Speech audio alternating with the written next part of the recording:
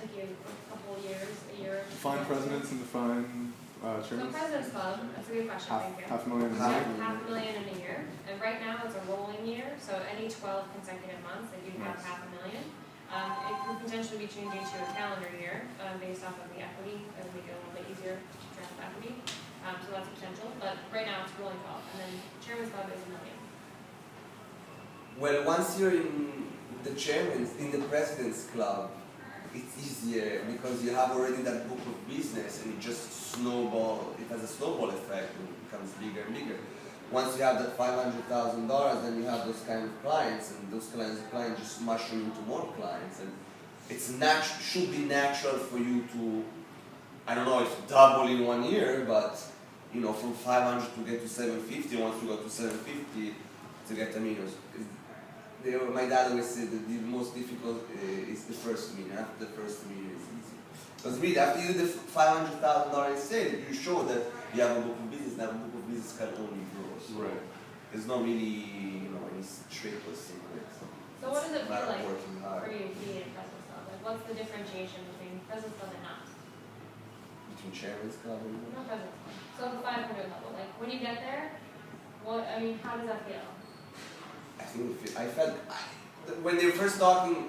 I don't think when I first joined there was a President's Club, or maybe it wasn't based on $500,000. But as soon as they spoke about it, I said I have to be in, because if I do something, it has to be successful. So when I achieved it, I was really happy. It was a big goal. I think it's pretty achievable today, much more than 4 years ago. Makes a difference to be President's Club. Yeah. What are the practical differences between President's Club and Chairman's Club as far as compensation or incentives? Unfortunately, not. Aside from yeah. ownership, I'm saying. Unfortunately, not. Within the new comp plan, there are potentially differences in compensation. There's definitely differences in any sort of clothing allowance you have. Guy has a bigger clothing allowance at 75% off than you do. There are differences as far as trips. You get to take President's Club trips. Once we do conferences, you get your own room, you get treated differently at the conference.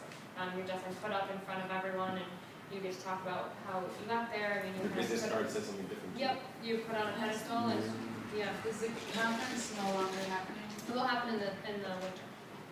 So we'll have one in January or February. Did speak about one in the summer, and then you just never spoke about it again. Right, so that's not happening. Very really. smooth. Yep, so that's not happening because there's so much happening right now within the company, and there is no practical purpose for us to bring everyone to Las Vegas and talk about things on a broad scale.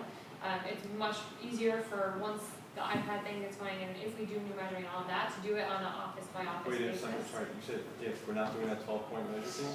So nothing's changing right now, just do business as usual. There's been lots of different tests we've done on things, and we have to make sure things are really to the T and perfect before we unleash them all. So know that if something doesn't happen, it's because we've proven it to not be successful. Not that we're dropping the ball. We're really focusing on making everything successful, and if we're not doing it, it's because it's not. Good. So on a personal level, I don't know, tell us something we don't know about you, Mr. Guy Gomari. Guy, I don't know how many kids you have. I have 2 girls and 1 on the way. You do? Yay, congratulations. One kid, That's not necessarily a girl. A girl? I don't know if it's a girl or What not. did Okay, you said 2 girls and 1 on the way. Yay, congratulations. So you have 2 girls now. I got 2 girls and another baby. How old? 2.5 and 1.5. And I'm 31 years old, and I was born and raised in Milano, Italy. My parents are born in Israel, so we speak Hebrew at home. So have that Israeli heritage. And my grandparents are from Iran, and we're part of the Persian community. Okay, that's how many So I have a multicultural background, which helps me greatly in my business because I can relate to a lot of people. You know, if I need to be Italian, I'm Italian. If I need to be Persian, So how many if I need languages? to be Israeli, I'm Israeli. How many languages do you speak? I speak 5 languages. Italian, French, Hebrew, I speak almost all. English, and Persian. Yeah.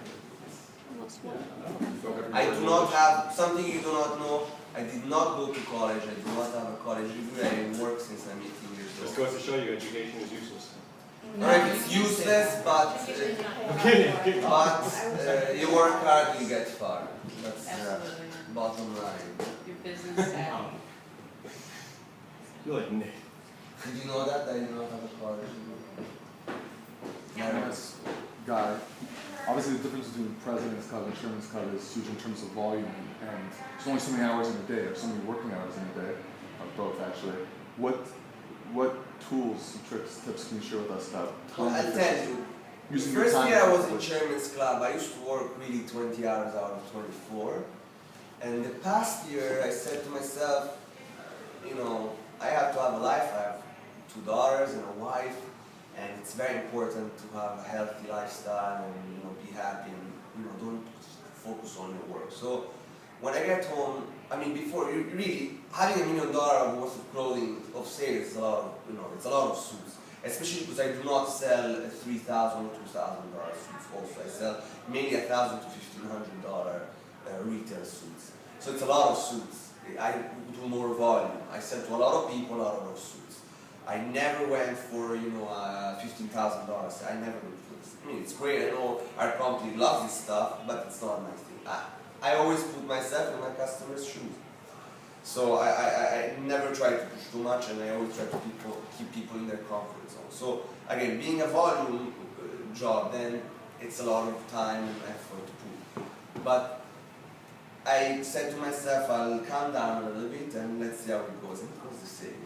I mean, if you don't reply to an email at 9 o'clock, you can reply at 9 a.m. It's going to be the same thing at the end of the day.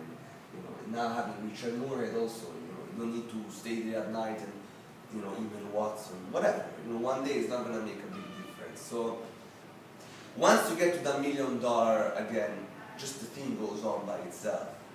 Customer comes to you, referral comes to you, you don't have really to hustle. So at that point, I think you can also take it down. Obviously, you're going to be very busy, as I think you see that I am most of the time, but you can take it down. You don't necessarily have to have the hustle and that aggressiveness you had at the beginning. But at the beginning, the first 2-3 years, I think it's only about the hustle. Then you can take it down. Sure, but I'm asking about time efficiency. I'm saying there's only so many hours. Even when you're putting 20 hours in, now when you're putting however many hours you're putting in, how do you streamline your time and make sure that your time is being used most effectively and efficiently? Making sure your meetings are streamlined, or is there a way that you book I make sure my meetings are very quick, yeah. I don't like to speak too much, so I try to keep it very, you know, down to the point. What do you have in mind? You know, everything is. I don't like to get too close and chat, and you know, I'm very friendly. I have, you know, a good relation with my clients, but I don't overdo it. My appointments last about 35 to an hour tops for a first-time client, and that's it. And that's how you can have a lot of appointments and a lot of sales during the day. It's Claudia's at the beginning, I think they spend 2 hours with their clients. I spent one, the 3 second hours. customer that I had who bought a package, I spent 3 hours. You just can do it, meaning you're doing it. You're doing the Yeah, you know, it you're was doing something. definitely went down a lot in that, you know, maybe an hour and a half, but still I have meetings that go an hour and a half. Sometimes So, very indecisive. Appointments down to the point, and then entering the orders every day. Entering Just the say you orders give them every too day. many options, I feel like. You have to kind of like think about it before.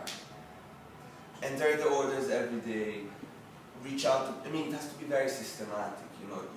You have a to-do list, that to-do list has to be completed by today. And if it's not complete, then it goes to the next day. But you always have to follow up on the things to do. How do you feel like having people come to this office and you have your home base Yes. allows you to take more appointments? Because Yes. for me, I'm driving everywhere. Yes, and I used to drive to everywhere, it was the same, but obviously having the people come here saves me time and makes me less tired, less nervous in the traffic. Right, Obviously, but not everybody's going to come to your office. You have to allow them to go to your client. the only people who do not come to the office are the people who used to work before the office. They expect you to go there, they're used to it. But new people, 90% of them. I kind of like to come, I feel like. Check it out. So what about the end of the month? So we have 1 week left in the end of the month. What's to push? What to do? What to... Reach out to everybody and follow up. I reached out last week to most of the group. And this week is about following up and trying to nail them for August. A lot of people are interested in coming in August. This week is a good week. Yesterday was a great day. Yesterday I had a guy go holiday at last Nice. because all month was crazy. But nice coming back. But you see, when it's slow, then you have time to breathe and look at who are your clients. If you're busy, you tend to, forget about people and just do the safety, but it's good to serve. One thing that I always did since the beginning, whenever someone got their suits, after a week or 2 weeks, is always follow up, hey, how are the suits working now? Do you think anybody else might be interested in what I do? After the person has the suit, that's where you can get the referrals, and that's where you can show your service nature. Always care about how their, the suits are working out, if they need any alteration. Always make it seem like an open thing. If you ever need something, I'm here. If the suits, anything you need to fix, I'm here. You have to be there to go guy. They can't think about anybody else. Once they know you care. Do we really offer free alterations for the first year? Yes. Yeah, You don't call it, not free. yeah, I mean, we take care of your garments. What you're and saying, we're no, responsible. not free? I'm saying you just don't call it free. It's not. You don't. It's not. No, what I'm saying, like, if Yeah, it is somebody wants anything altered, Yeah, that's it's just part of the $60 service. Yeah. Yeah, Yeah. yeah, of course. So then after a year or plus, do we actually charge them? Yeah, I mean, we can, I personally, because our alterations are so crazy here, I send them Cindy's information and I just say she's fantastic, I sing her glories and give her phone number, address. Do you have that? Sure, I can send it out to everyone. Yeah, please.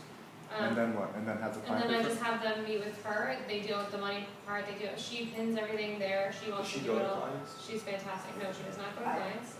She's very busy, but she is fantastic. Her shop is like a hole in the wall. It's not impressive at all. So I always throw that in the email that it's I always nothing to say be impressed it's about. not a glamorous place. Yeah, not a glamorous place, but she's a diamond in the rough, and good tailors are very hard to find. So what are you pushing right now as far as fabrics for the end of the season? For the end of the season, I am pushing 4-season fabrics because this is the time where your clients need the all year round suits that you can wear in September, October, November, January, and also March, etc.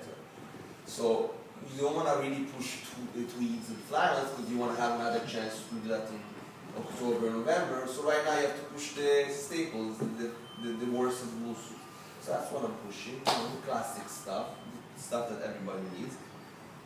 Majority of my people already have their blue, the navy and the gray and all that. So now I'm, building their wardrobe around stuff they don't have. Brown suit, check suits, different combinations of colors. But pretty, I always try to sell classic stuff, very detailed, funky styles. But the fabrics are really classic, 4-season style, etc. Okay, excellent. Does anyone have any other questions for Guy? So now is the time to sell 4-season fabrics. Don't sell, you can sell flannels by all means, but try to focus on that because then when winter comes, you'll have, hey, I have this new stuff here, etc. We have awesome stuff coming for the fall. Especially winter, yes. Yeah. And where are you getting most of your inspiration? Most of my inspiration I get on the internet. I check both on blogs and sites like that. Can And you send us like some of your favorite blogs to check regularly? I think if you go on my blog, that's Oh, yeah. pretty much, you don't have the list, but if whatever you see there, it's pretty Yeah, Guy, go ahead. summary of everything that is going on. The blog, a lot of people come from the blog. The best clients that I have came from my blog. The best. Because they appreciate what I do. They see, that I care and they're addicted. So they're addicted to that style that I'm addicted to. So the best clients I always got from the blog. We've actually hired some clothiers based on your blog. Really? I also get, a few times a month an email from other clothiers in other towns saying, hey, my customer loves your blog, can you give me the details for that? So use it as a tool. By all means, for everybody. It has an Astron black logo. I never made it. At the beginning it used to be my blog, but now a few months ago I changed it. It's Astron black, Guy Guard, it has Astron black logos for everybody. The company, let me experiment so much with stuff, so I obviously, go ahead and use it for everybody's benefit. So Guy is one of our kind of in-house stylists. He and Angel do a lot of styling stuff for us. I wouldn't recommend everyone to go out and make a blog and kind of do that from scratch. I would use Guys, I would use Angels, I would use what we have, use the tools you have, take from it, use it. Yeah, you can. The people on my blog are always real people with real clothing. That's what people appreciate. They used to go on the Astron Black website, for example. Didn't show much clothing. My blog showed real customers, fat, thin, old, young, everything, wearing the clothing. So you can show your customer, how